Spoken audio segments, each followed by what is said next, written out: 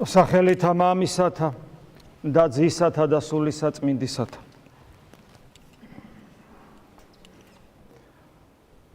მარხვის დღეებია და ამ პერიოდში ხარების დღესასწაული თავისი განსაკუთრებული განწყობებით, რომელსაც ის ჩვენ სულში გვიქმნის, ხანდახან ჩვენგან დამოუკიდებლათაც კი არის ერთგვარი გამონათება, უпростоრეთ წინასწარმოუწყებელი, გამონათება და წინასწარმოუწყებელი იმ სიხარულისა, რომელიც აღდგომის დღესასწაულზე დაგვიდგება.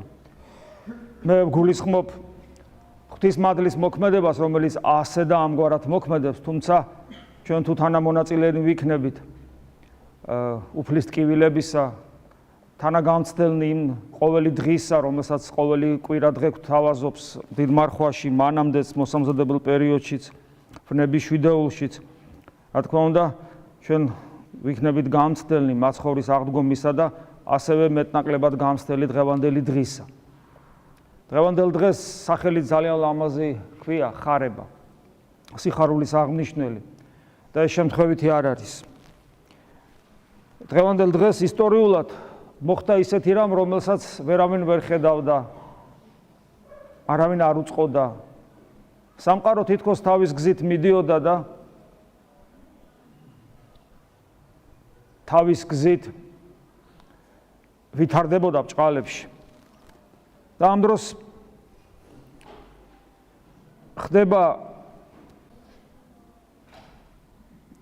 ხდება მოვლენა, რომელიც მნიშვნელოვანია არა მარტო იმ ადგილისათვის, სადაც ეს ხდება, თქვათ, იუდეისათვის, არამედ მთელი დედამიწის მოსახლეობისათვის და ყოველი ადამიანისათვის, რომელიც მანამდე დაბადებულა და რომელიც დაიბადებოდა და დღესაც იბადება ჩვენთვის, თითოეული ჩვენთაგანისათვის, მომავალში დაიბადება და არა მარტო დედამიწისათვის, არამედ მთელი სამყაროსათვის.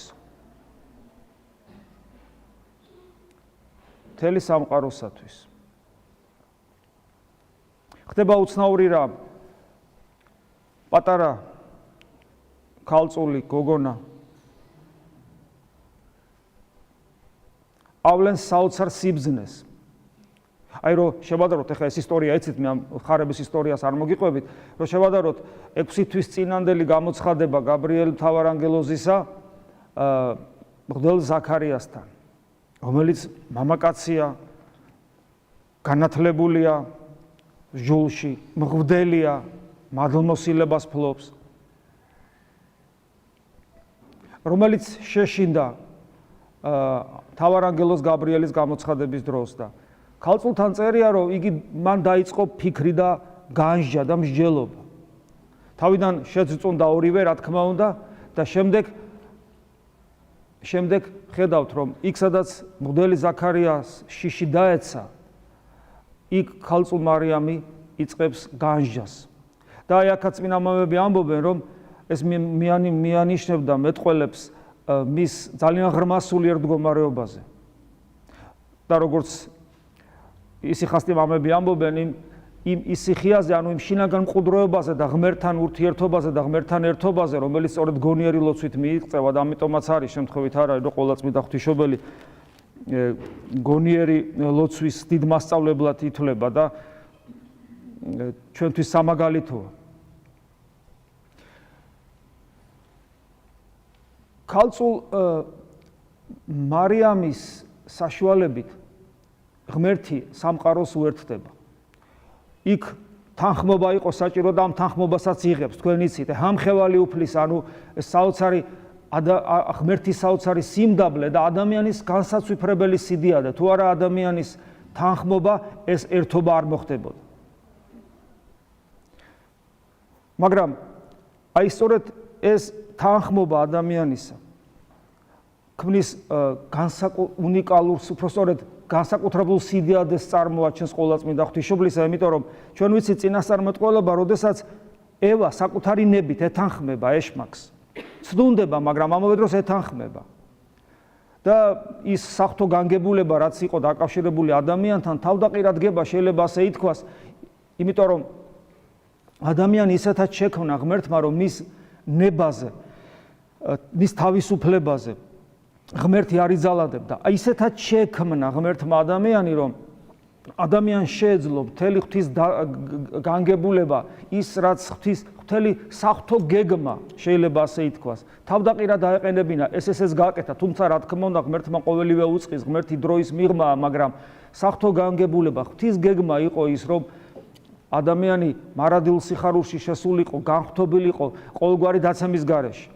მაგრამ ამავე დროს ადამიანის თავისუფლება ითვალისწინებდა, რომ ღვთის გეგმა ისე შეიძლება არ განხორციელებულიყო, ისე არ განვითარებულიყო, როგორც ღვთის ნება იყო. და ღვთის ნების საწინააღმდეგოდ მოქმედებს ადამი, ღვთის ნების საწინააღმდეგოდ მოქმედებს ევა, მაგრამ ღვთის მოწყალებით ევას მაშინვე ეძლევა წინასწარმეტყველებად. ბიბლიაში ჩვენ ვკითხულობთ, რომელიც მოსეს ხელით არის ჩაწერილი, რომელიც წარსულში წინასწარმეტყველებს და იქ ხედავთ, რომ წინასწარმეტყველებაში წერია, რომ როგორ პირდება უფალი ევას, რომ მისგან ნაშობი, ასევე დედაკაცი გველს გაუჭეჭყავ თავს და რომ მისგან მოევლინება მხსნელი.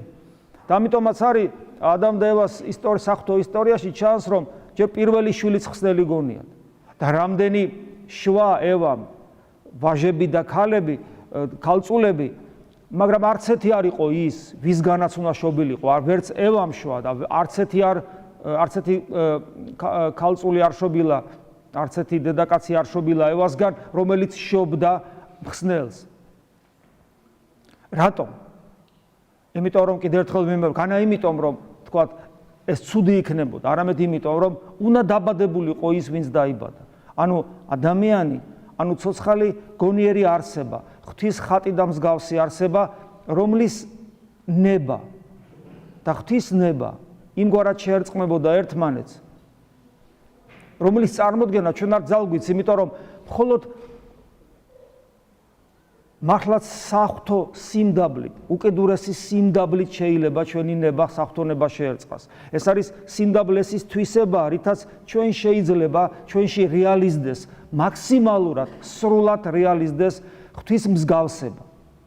ეს ის თვისებაა, რომელიც თავად ღმერთმა გვიჩვენა, როგორ უკიდურესად მოვიდა რა ადამიანად, როგორ უკიდურესად დაიმდაბლა თავი, ვიდრე სიკვდილამდე, ვიდრე ჯვარცმით სიკვდილამდე, ანუ უკანასკნელი შეურაცხყოფით სიკვდილამდე, ვიდრე ჯოჯოხეთამდე შთასვლამდე, ანუ უკიდურესად დაიმდაბლა, რომ ის იქით, როგორც წმინდა მამები ამბობენ, შეუძლებელია, რომ წარმოიდგინო უფრო მეტი სიმდაბლე, ვიდრე ქრისტემ დაიმდაბლა თავი. და ამით საკუთარი თავი გვაჩვენა ღმერთმა და მოგცა მაგალითი და ადამიანთა შორის მხოლოდ ყოვლადწმინდა ღვთისმშობელი იყო, რომელმაც ადამიანური შესაძლებლობის მაქსიმუმს მიაღწია, შეძლო იმგვარი სიმდაბლის გამოვლენა, რომ მისი ნება და საღვთო ნება სრულად შეერწყა ერთმანეთს. ხშირად გვისაუბრია ამ თემაზე, სხვაგვარად ეს უბრალოდ შეუძლებელი იყო. და უფრო რომ გასაგები იყოს, კიდევ ერთხელ ვიტყვი იმას, რაც ხშირად გვითქვავს. თუ რა რთული იყო და თუ რა სარწმუნოებრივი გმირობას ვხედავთ ჩვენ ქალწულ მარიამის სახით.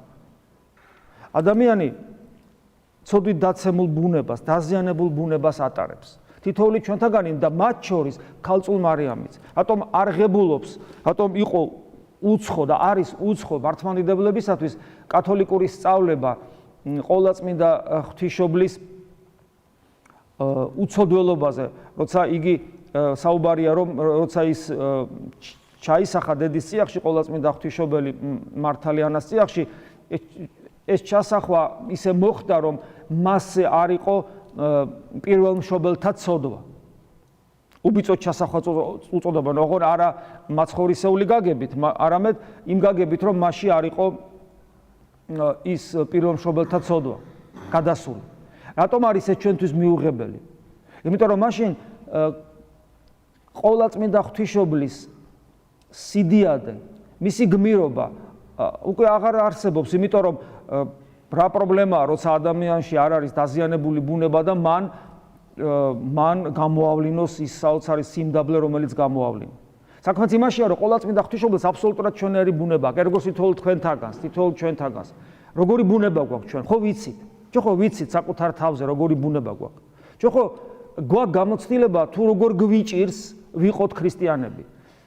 ეს ყველაფერს ეხება ჩვენ სულიერ ცხოვრებას, ჩვენს უფლისადმის ერთგულებას, ღვთისადმის სიყვარულს, მოყვასისადმის სწორ დამოკიდებულებას.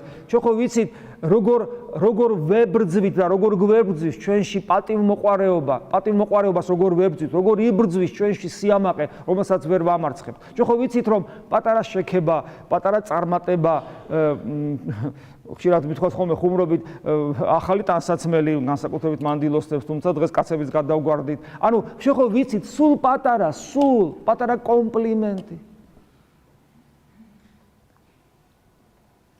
რა დღეში ვარდებით ჩვენ ადამიანები? ჩვენ ხო ვიცით ეს.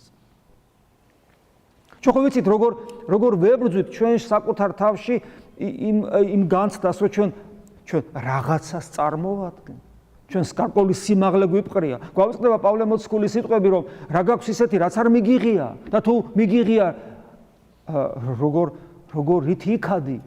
რითი ეს ხო შენი არ არის, ეს ხო მიღებული გაქვს. ჩვენ ხო ვიცით, როგორ უყურებ ჩვენ საკუთარ სიკეთეებს. ჩვენ ხო ვიცით, რომ მუდმივად მსაჯულები ვართ სხვებისა და რატომ? იმიტომ კი არა, რომ გვიყვარს და ვეხმარებით, იმიტომ რომ არ გვიყვარს და ვაკრიტიკებთ და ზემოდან უყურებთ. ჩვენ ხო ვიცით, როგორ იოლად ღიზიანდებით, როგორ იოლად ვბრაზდებით, როგორ იოლად ვარდებით მოწყენილობაში, სასწრაფკეთილებაში, დეპრესიაში, მრისხანება გითხარით. ჩვენ ხო ვიცით, რა საწოდავია ჩვენი რწმენა. რა უბადრუკი რწმენა გვაქვს. ჩვენ ხო რწმენა საერთოდ არ აგვაქვს. ჩვენ ხო ვიცით ჩვენში გაბატონებული ვიცნობთ საკუთარ თავზე, ვიცით ჩვენში გაბატონებული ცოდვები და ვნებები რა გვარია, როგორი ხასიათის არის, როგორ დავღლილ ვართ მათთან ბრძოლაში. როგორ ჩაუქნევია მრავალ და მრავალ ქრისტიანს ხელი მათთან ბრძოლაში და ზურგი უქცევია ეკლესიისათვის, სახარების კითხვისათვის, ზიარებისათვის, ლოცვისათვის. როგორ შეგვიძლია ჩვენ ღამეები ვათიოთ რაღაც სისულელისათვის და როგორ არ შეგვიძლია ღამე ვათიოთ ქრისტეს გულისათვის, მისი ძიებისათვის. მით უმეტეს სიკვდილი კართან მომდგარეა თითოეული ჩვენთაგანთან და როდის წავალთ ამ ქვეყნიდან არ ვიცი და მოვასწრებთ კი ღმერთის გაცნობას და იმგვარ ურთიერთობას მასთან, რომელიც ერთგვარ გარანტად გვექცევა ჩვენი ცხონებისათვის. ჩვენ ხო ვიცნობთ რანი ვარ და რას წარმოვადგენ. ხო და აი ღვთისმშობლს ზუსტად ჩვენერი ბუნება აქვს. ხე წარმოგიდგენიათ, აი შენ ზოგადად ვამბობ, აბსტრაქტულად, მაგრამ შენ და ამავე დროს მე, ჩემ თავზე ვიტყვი. წარმომიდგენია მე რომელიც აი ამგვარ საცოდავ დღეში ვარ და უცებ ესეთი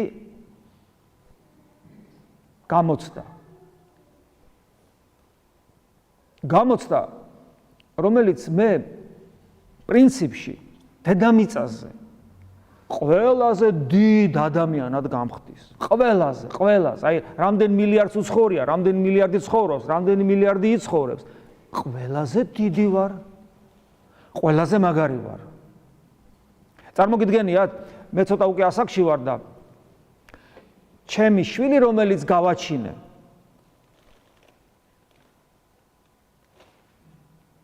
ზეცაში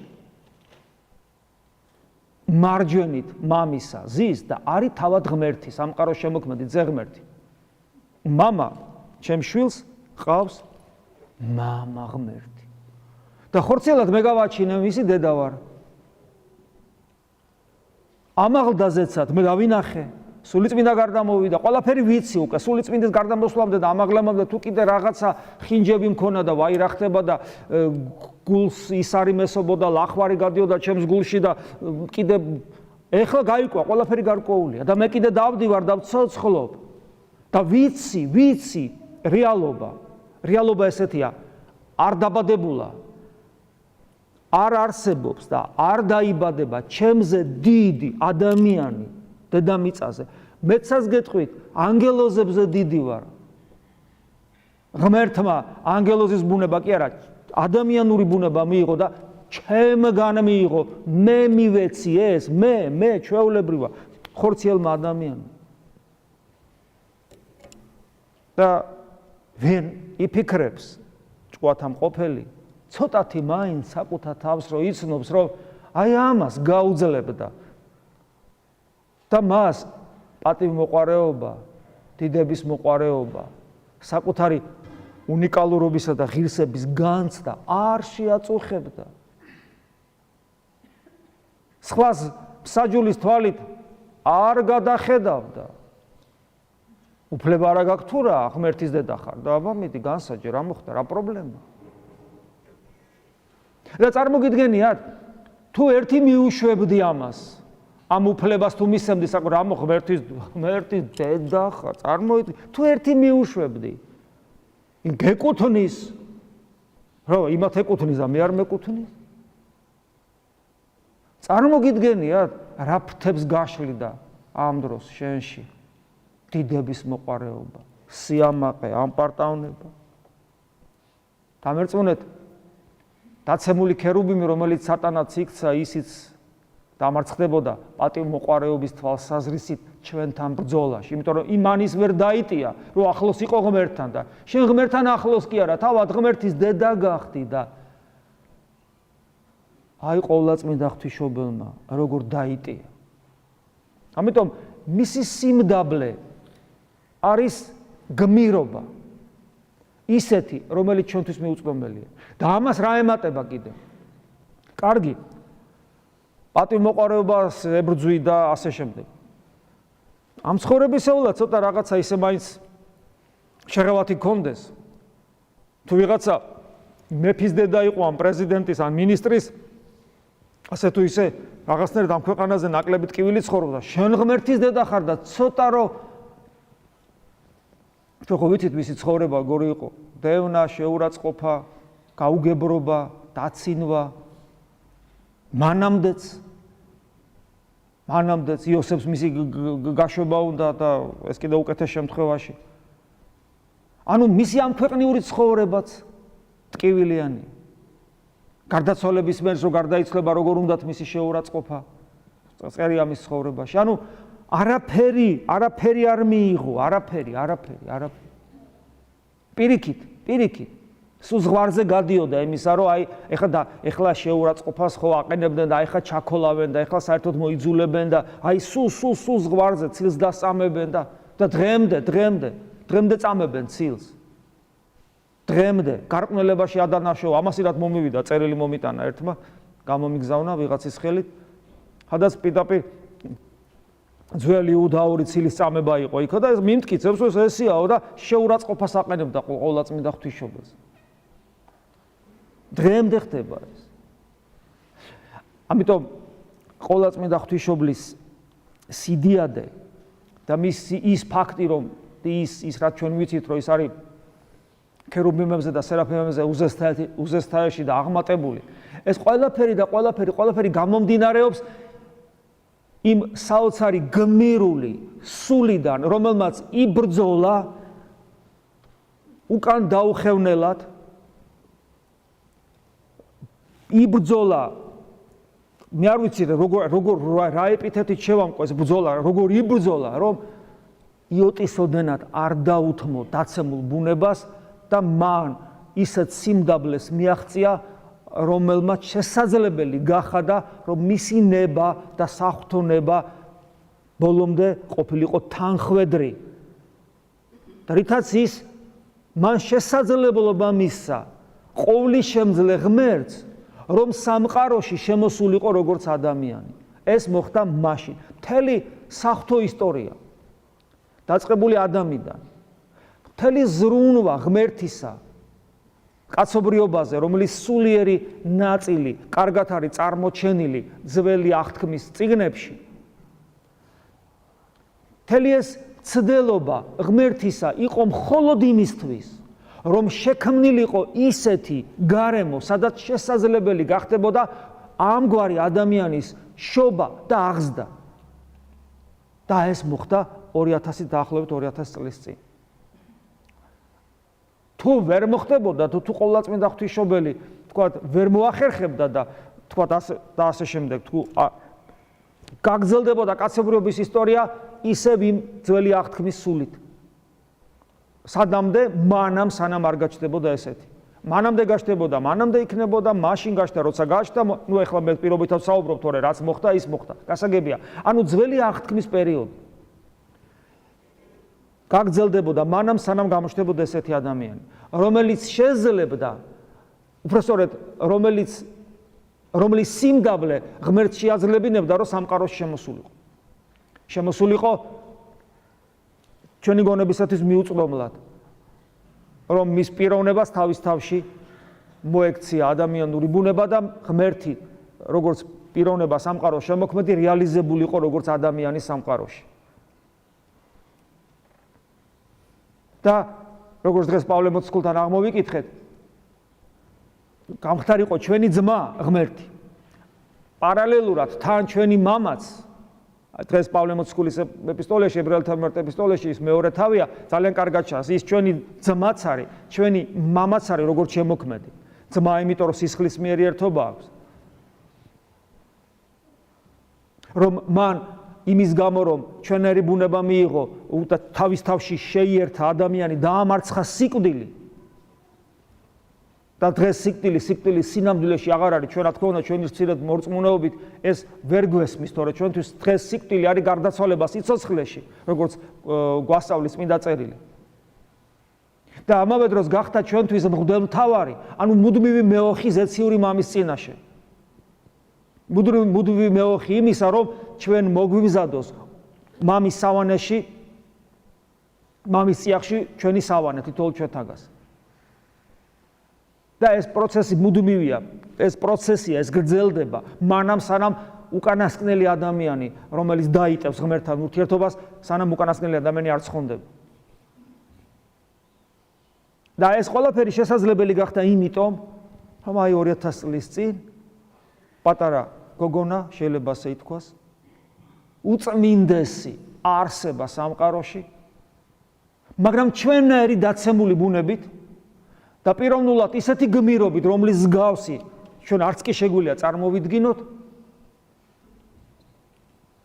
ახერხებს თავის დაცემულ ბუნებაზე სრულ გამარჯვებას. ისე კი არა, ჩვენ რო ხანდახან რაღაცა ცოტა და ცოტა რო გაგვიხარდება ხოლმე, რაღაცა ღამე წამოვდექი და აი, არამედ სრულ ბოლომდე გამარჯვებას. წარმოგიდგენთ რა დონეზე გაიმარჯვა, რომ თითქოს ეს დაცემული ბუნება არც კი ქონდა, იმ დონეზე გაიმარჯვა.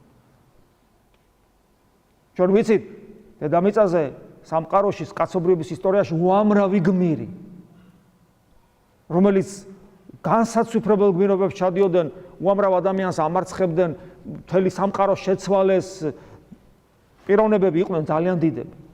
არც ერთ მათგანს საკუთარ თავზე არ გაუმარჯვია. ყოვლადწმინდა ღვთისმშობელია ერთადერთი, რომელმაც გაიმარჯვა საკუთარ თავზე თან ბოლომდე, ანგელოზივით გახდა და ანგელოზებს გადააჭარბა. და შეცვალა სამყაროს ისტორია. დაიწყო ახალი აღთქმის პერიოდი, რომელსაც წმინდა წერილი უკანასკნელ ჟამს უწოდებს. რამე თუ ახალი აღთქმის პერიოდში ყოველი დაბადებული ადამიანს ეძლევა შესაძლებლობა ღმერთს დაუკავშირდეს, ქონდეს მასთან არსობრივი ერთობა, მის საღვთო ენერგიებს ეზიაროს და სიკვდილი მოაკვდინოს თავის თავში, რამე თუ ყოველი ასეთი ადამიანის სიკვდილი არის გარდაცვალება მარადულ სიცოცხლეში.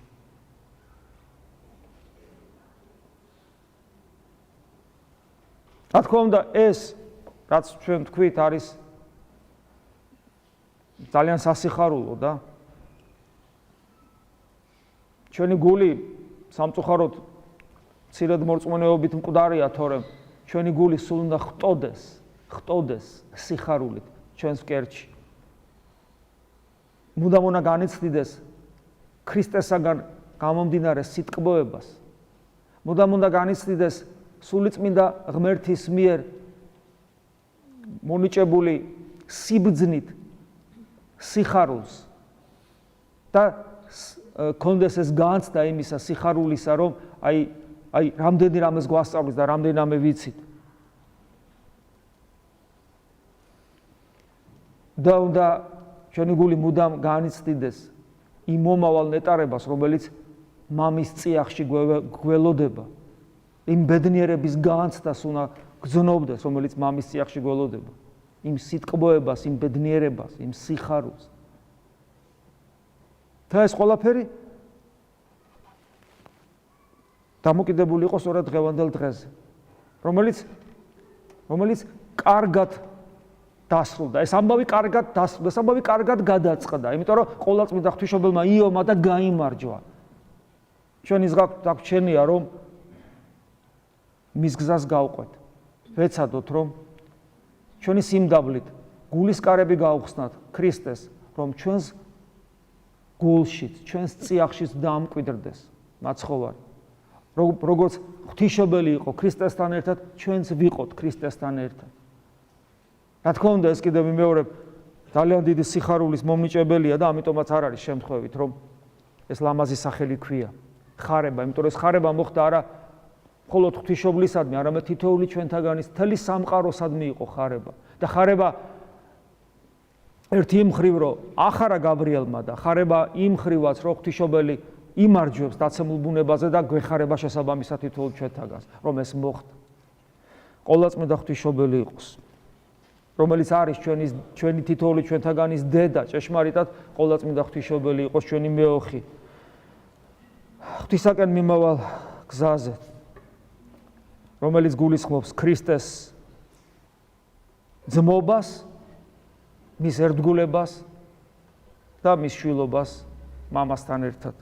ამინ. მადლი უფლისა ჩვენისა იესო ქრისტესი და სიყვარული ღვთისა და მამის და ზიარება სულისა წმინდისა იყოს თქვენ ყოველთა თან. ამინ.